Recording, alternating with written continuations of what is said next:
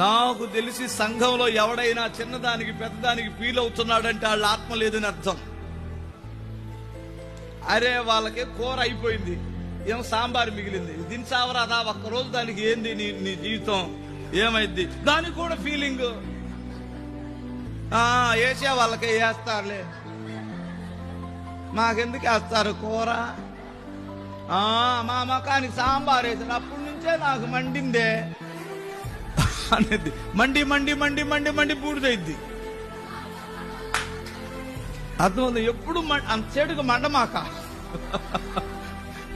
చిన్నదానికి మండడం, పెద్దదానికి మండడం, అన్ని దానికి మండించుకోకూడదు,